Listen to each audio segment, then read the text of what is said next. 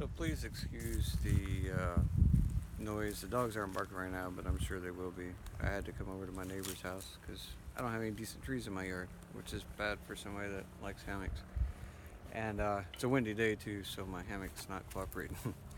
um, Wanted to do a short video about the difference between this type of hammock and the typical hammock that somebody might have in their hanging in their yard, or a lot of you might have tried somewhere before.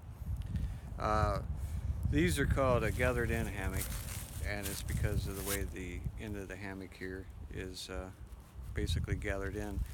These hammocks average about 58 to 60 inches, and they have a sewn channel through here with some rope, which is usually made out of am steel. It's a really strong rope that doesn't stretch, and you can braid it, so it's got what is called a continuous loop. That way there's no knots or anything in there. If you know anything about rope, anytime you tie a knot, it takes away some of the strength of the rope itself. I can't remember the specifics of how much it reduces the strength, but it does. So the typical hammock that somebody has in their backyard is keep the wind from blowing it. The typical hammock has a bar at each end, and it's a big wide piece of material, and you can lay in it for 15-20 minutes. Everything's good, taking a little nap. It's nice. And one of the things that are bad about them is that the way they're set up with that bar, and then from there, at each end of the bar, the ropes and stuff go to one point on the tree, makes them really tippy. There's a lot of hammock fail videos on YouTube from people falling out of the hammocks and stuff like that. So a lot of people won't sleep in them because they're not comfortable, because they're kind of curved the way you lay in them, and or they're also afraid they're going to fall out of them. So these hammocks are different. They're designed for camping and for sleeping overnight and to be comfortable. And a lot of people, when they see them, they have that banana shape to them, and they think, well, I couldn't lay in that, I couldn't sleep in that all night and be comfortable. And you're right, if you laid in it straight, you wouldn't be able to lay in it very long. It hyperextends your knees and everything, and within a couple hours, if you lasted that long, you'd be laying on the ground, sleeping on the ground instead of sleeping up in that backbreaker.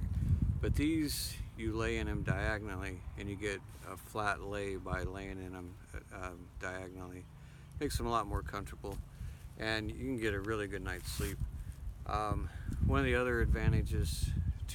One of the advantages to sleeping in a hammock instead of a tent is a lot of people that have camped their whole lives, they get to the point where they start having back problems or other issues with their body, and they can't sleep on the ground, and it gets to the point where they end up just having to give up on ever camping again. And that's kind of the boat we were in.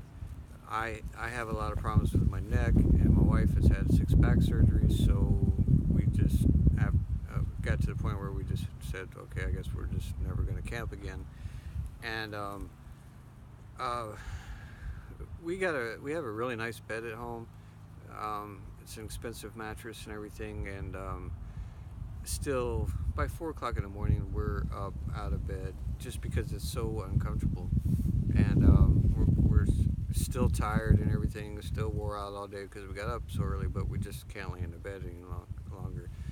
A lot of people that have back problems or other things that stops them from camping, once they switch to hammocks, they find that they can get a good night's sleep, even better than what they've been getting on their bed.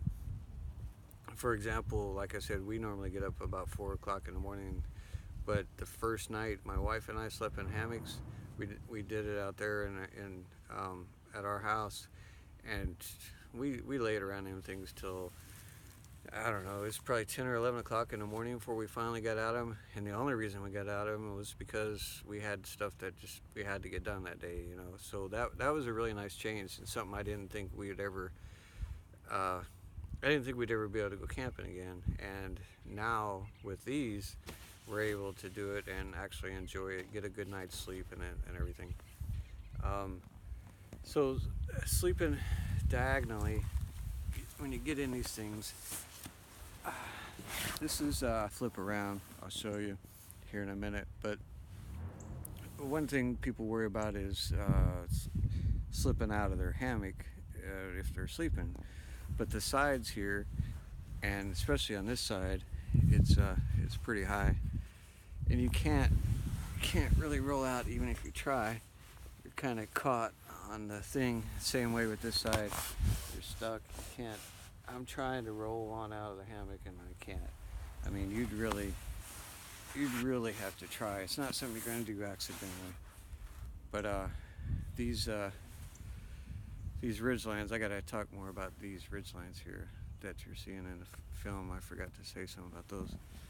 But I'll bring the phone down here and give you a little bit of my perspective of it and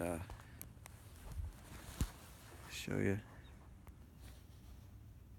Okay, so this gives you a little bit better perspective of how I'm laying at an angle, not laying straight in there. If I was laying straight in there, I'd be going right up through here. And this is the, can't really see it, right there. There's the ridgeline. The tree's blending it. And it comes down through the center and it comes right across. And as you can see, I'm laying across it at an angle. So you could buy cheaper hammocks like at Walmart or Dick's Sporting Goods or somewhere.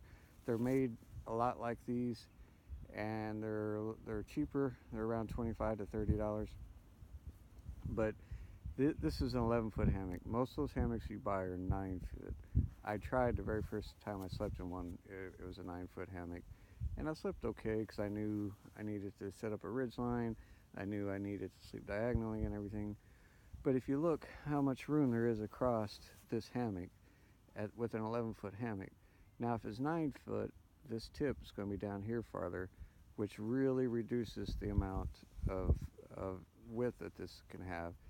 And then that starts putting pressure on your feet and then up here on your head. And then you could see, like with this, I got room here. But if this was a whole lot shorter, it'd be putting a lot of pressure on my shoulders and my head and everything, and you're kind of cramped up. And that's the way it is in those 9-foot hammocks. They are cheaper, but they don't have a ridgeline in them, and they have ropes on them instead of the M still on the ends of it. And what happens is that rope stretches, and then you aren't laying the same way you were when you went to bed, and you end up waking up not comfortable again, and just a pain in the butt. With these, with the ridgelines, and I'll explain a little bit more about the ridgelines here in a second, you can set it and get it the perfect way for you, and then just every time you set it up, it's the same. And that's what's pretty nice about it. When I tried that 9-foot hammock, I used some 550 cord on this ridgeline, and it kind of worked for a little while, but 550 cord does stretch, and the tree straps I had and everything weren't great. The ropes were just regular ropes on that cheap hammock that went to the tree straps. They stretched and everything, and I woke up in the middle of the night kind of in a ball in the center of the hammock. But I just wanted to try it, see if I could. I knew I wasn't get a good night's sleep in a 9-foot hammock, but it was worth a try. And my hammock's trying to turn into a cell. So these ridgelines, what they do is they connect from one point of the hammock all the way across over to the other end, and it creates this sag. See if you can see it. It's basically like makes your hammock kind of like a smiley face, and that keeps it tight, because you can pull down on the straps tight at the tree straps, and it won't decrease the amount of sag this has, because if it didn't have the ridgeline and you pulled everything tight, it would make your hammock tight. And if you have your hammock tight, then you're going to be sleeping in there with your shoulders all crunched in and your legs all crunched in, and you're going to be like a banana, and it's going to be a terrible night's sleep, and you're going to hate me forever suggesting using a hammock. So that's it. I just wanted to make a video that lasted longer than what I thought it would, but I just wanted to make a quick video on why you should consider, if you camp and stuff, why you should consider switching to a hammock instead of the tent. I posted on my Facebook page another video, somebody going into detail about all the advantages of a hammock versus a tent, but I just wanted to say that these aren't the typical hammock that you might have hanging in your backyard, or somebody you knew when you were a kid had one and you laid in it for a few minutes, and the thought of sleeping in a hammock, when you think of that, is something you have no interest in. These are a totally different animal. And one of the things that really got me into hammocks, one of the many things, was the customization.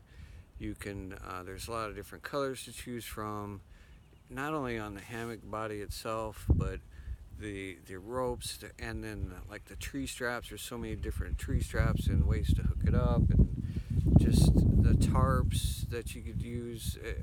I mean, everything about it, you can totally customize it to make it your own. And so I like the customization. I like the comfort. I mean, I could, these things will make you lazy. You get in them and you do not want to get out of them. And comfortable when you're sleeping in them. I get a better night's sleep in a hammock, and my wife too, than we ever do in our bed. Something you ought to look into if you go camping, or even if you don't go camping, even if you just want a nice comfortable place to hang out on a day like today is. Pretty nice for us in winter. This is one of the warmer days we've had. So that's it. I just wanted to make a quick video explaining a little bit about these hammocks and the difference between the big wide ones with the spreader bars on the end, and the cheap hammocks you could buy at Walmart or wherever. Like I said, they're around $30, usually like $29 or something. $30 is about the average for those, and these usually start at about $40, and they got some crazy hammocks out there that can cost you about $200. But it's also something cheap to get into. That's another thing I forgot to mention. Buy you a hammock for about $40. I bought me a cheap tarp at Walmart for like $19, and I already had a sleeping bag and stuff, and that's it. I started camping in that, and so $60, and I had, you can't go buy a decent tent for $60, and you're gonna have a lot worse night's sleep. So check into it, see what you think. One thing I forgot to say was the size. This is my hammock. I got it all folded up. It's that's my tree straps, my hammock, everything in there. So nice, small, portable. That's another thing I like about hammocks. And take a look around. A lot of YouTube videos about hammock camping. There's a lot of websites that sell hammocks and everything. Take a look if you think it's something you might be interested in.